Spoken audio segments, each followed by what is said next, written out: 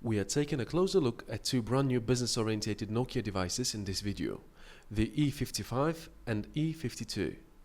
The first was announced at MWC 2009, while the second appeared a bit later. Anyway, they're almost identical in both appearance and functionality and run on 3G networks, feature built-in GPS, Wi-Fi and 3.2 megapixel cameras. They both come in a style similar to what we have seen in the E66 and E71. The handsets look extremely well, austere and yet exquisite and elegant. The quality of workmanship is great and they won't give you the feeling of something cheap when in your hands.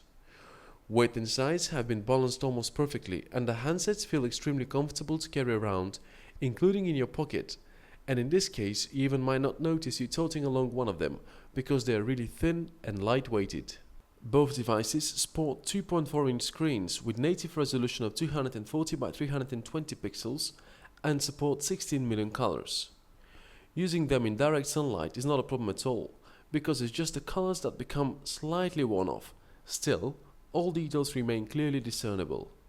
They are great performance in artificial lighting as well, with the only difference being the E52 is equipped with a display that appears to be tad darker, although this is not an issue at all. The only difference in their appearance is due to the different keyboard layouts. The E55 sports a compact QWERTY keyboard that consists of 20 buttons. This is a novelty feature for the manufacturer and its implementation is almost the same as SureType keyboards on RIM handsets. Buttons are large, have enough travel and feel easy to press. Typing away with one hand is easy. It's just the innermost buttons that are somewhat hard to reach. We didn't encounter any issue with two-handed entry either, and as a whole, Nokia's first attempt at a 20-button keyboard is decent and commendable. The Nokia E52 features a standard numeric keypad with keys that are large and handy to press. We can definitely say this is one of the best keypads that we have ever used. You will find a micro USB port, a power on-off button that also switches between sound profiles, 3.5mm jack, volume rocker, voice command button and camera shutter on the sides of the phone. The back panels of both devices look really cool. They are made of metal alloy, but are really lightweighted and feature an interesting pattern that lends color to the overall design. The same side houses a 3.2 megapixel camera and loudspeaker as well. The Nokia E55 and E52 run one and the same version of the operating system deployed on all Nokia smartphones, Symbian S60 3rd edition. We have already reviewed it in articles about other handsets by the manufacturer, so we won't be taking too much time about it. The home screen has a simplified version or shows extended information, and as usual, we prefer the second option. The phone book can store as many entries as you need, all of them with more than one number, email, and quite a lot of additional information. Searches are performed not only by given and family names, but by relevant company too, provided it's been previously entered. The calendar doesn't take up the entire screen when showing all days of any given month. There is also some free space below the block of dates where you can see upcoming events. The other calendar view modes look a bit differently. If you pick out date, a vertical list of events will pop up on screen with a grid of clearly visible time slots. You also have the well-known to-do view and agenda modes. If you select it, you will be able to see all events scheduled for the particular day, vertically sorted by starting hour. If you need to send an email, Nokia Messaging is at your disposal and in our opinion it's quite comfier to use than the standard Symbian S60 client.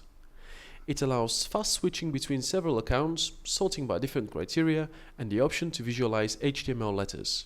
You can find more information about it in our video review of the Nokia E75. Opening and editing Office documents and PowerPoint presentation is easy with the Quick Office application that comes preloaded.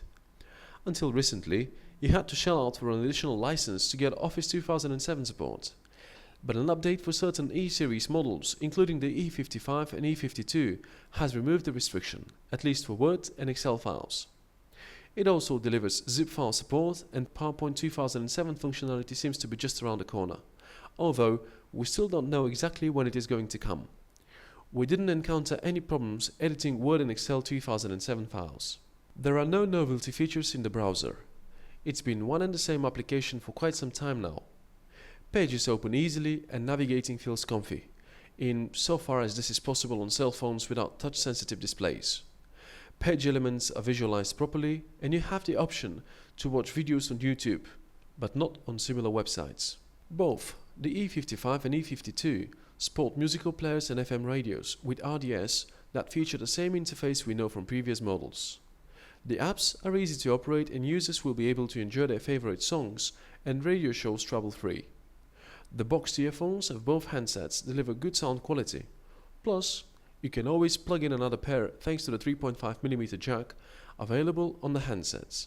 In terms of operational speed, there is a certain difference between both devices, and alongside of each other, the E52 responds to your commands slightly slower than the E55. This is quite odd, given both handsets are equipped with the same hardware and operating system version. The delay isn't annoying though, so you don't need to worry. When it comes to in-call quality, both devices perform similarly and above the average, although there is still much room for improvement. The batteries they come with are of commendable quality and they do last. As a whole, the Nokia E55 and E52 are really good, business-oriented smartphones that are definitely worth every penny. It's totally up to you whether you go for the compact QWERTY keyboard or standard numeric keypad. Either way, you won't regret your decision. Please visit phonearena.com where you can find text reviews of the Nokia E55 and E52, plus many pictures and 360-degree views. Thank you for being with us.